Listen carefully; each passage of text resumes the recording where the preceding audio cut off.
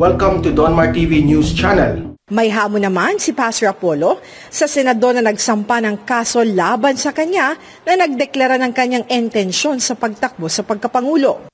At tatanungin ko kayo, hindi ko kayo sasantuhin sa mga debate natin. Ikaw, hindi ka na makakaiwas.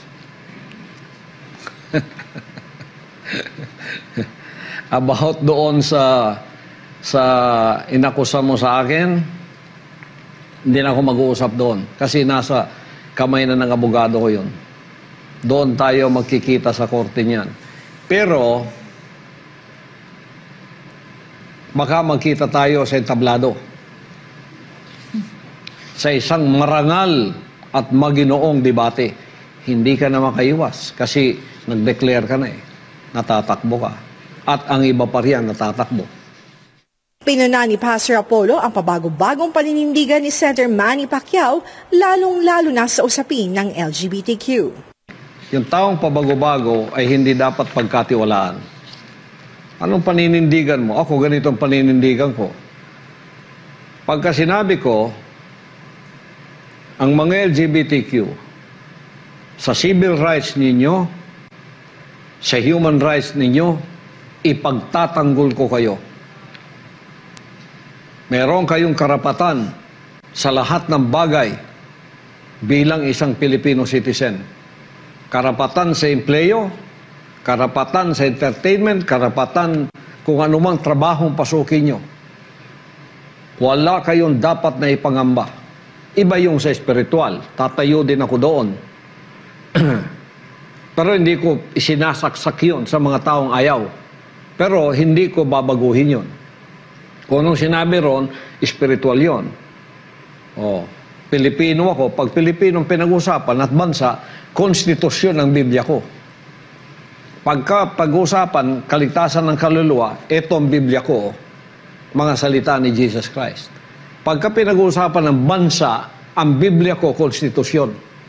Diyan ako magbabase, sapagkat yan ang interes ng Pilipino. Yan ang national interest ng Pilipinas. Poprotektahan natin yan. Binigang diin ni Pastor Apollo ng susunod na Pangulo ng Bansa ay tutuloy ng mga nasimula ni Pangulong Rodrigo Duterte. Malayo na ang narating ng Duterte administration. Kaya ang hamon ni Pastor Apollo sa susunod na mamumuno ay dapat may kakayahang humarap ng problema ng bansa. Yan ang dapat harapin ng isang tagapamuno. Problema ang harapin mo, huwag yung pangako ng pangako. Problema, ano problema? Droga number 1. 1A, droga, illegal drug. 1B, CPP, NPA, salot ng bansa. 1C, korupsyon sa gobyerno. Magnanakaw. O kaya yung mga nagkukunwari. Ano pa? Kahirapan. Pagpapasok ng pera sa bansa sa pamamagitan ng matalinong pamumuno. Opisyal nang inihayag ni Manila Mayor Isko Moreno ang kanyang intensyong kumandidatong Pangulo sa eleksyon 2022. Ang makakatambal niya, ang doktor na si Willie Ong na dati na rin kumandidatong senador nung nakaraang eleksyon. Nakatutok si Sandra Aguinaldo.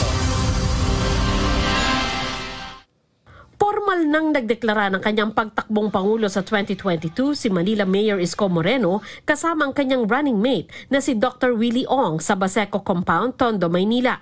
Ikinuwento ni Moreno ang kanyang pagiging basurero, pagsusumikap mag-aral hanggang mahalal sa gobyerno. Nagpasya raw si Mayor Isko na tumakbo dahil nakikita niya ang mga problema. Ayan na naman yung style na basurero ko.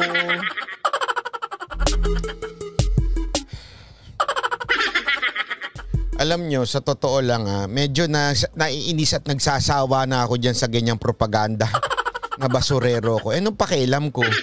Ay hindi, sa totoo lang I mean, criteria ba yun na magiging mabuti kang presidente dahil dati kang basurero?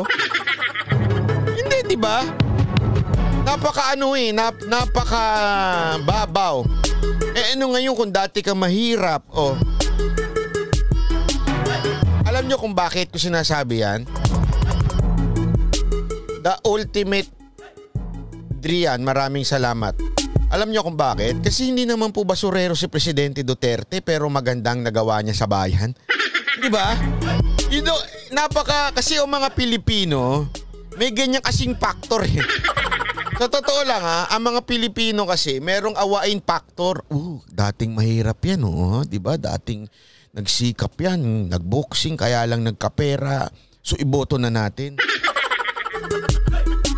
Hindi ho ito Pinoy Big Brother, mga kababayan. Hindi ho ito contest. Kung sinong pinakamagaling. Hindi ho ito yung rag to riches story. Hindi. Ang usapan dito yung una, kredibilidad. Pangalawa, yung kakayanan. Anong pakialam ko kung dating basurero yan? Hindi, di ba? Anong pakialam namin? May nagawa ba yan sa Maynila? Yan ang tanong eh. Sagutin nyo yung tanong namin. May nagawa ba sa Maynila yan?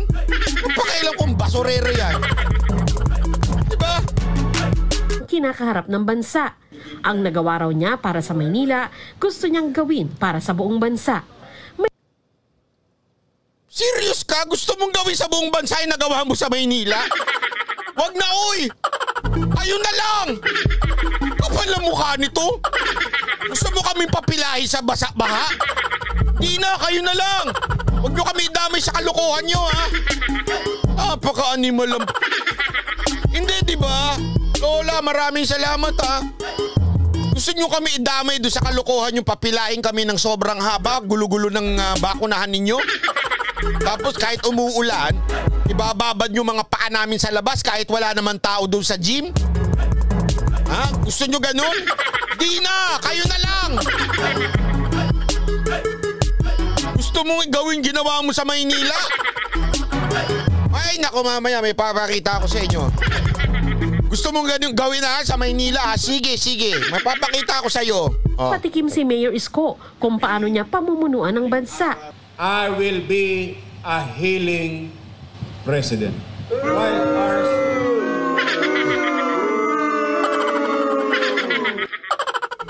Napakasinungaling. Sorry Anong healing president pinagsasabi mo?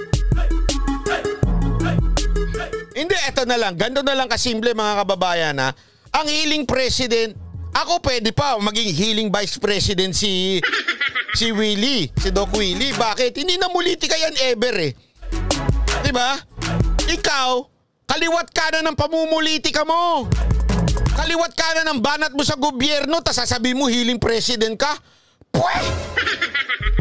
Mayahiya ka nga sa lahi mo. Paano naging healing president yung mayat maya binabanata mo si Duterte? Dati sip-sip ka kay Duterte. Pinuri mo ng todo-todo si Duterte. Ngayon sasabihin mo, healing president ka pagkatas mong banat-banatan? Sabihin mo natutulog? Anak ka ng... Anong healing dyan? Tigil-tigilan mo nga kami, Isko Moreno. Umayos ka nga. Will be government of national reconstruction. It will be also be a government of national reconciliation. Ayan na sinasabi ko sa inyo. Yan o yung sinasabi ko sa inyo na napakalinaw. Na iba ang lumalabas sa bibig nitong tao na ito at iba yung ginagawa niya. Kung talagang gusto mo nang ayusin, sabihin yung pagkasundo-sunduin ng mga Pilipino, hindi dapat ganyan. Ang kapal ng mukha mo. Pagkatas mong awayin yung presidente namin, sige sabihin mo, magkakasundo-sundo tayo? Ang kapal ng mukha mo. May kaliwat kanan yung banat ninyo. Pati nga yung mga animal mong mga taga-sunod may paghamon na ba? Unahin mo yung counselor mo. Lagahan mo na suntukan, tas healing process. Counselor mo yun di ba? Doon pala suplak na suplak ka na Kapal na mukha nito. Hindi nakakainis di ba? Nakakainis ba sasabihin mo healing? Yung mga counselor mo o yung si General Sukat mo. Yan ba ang healing?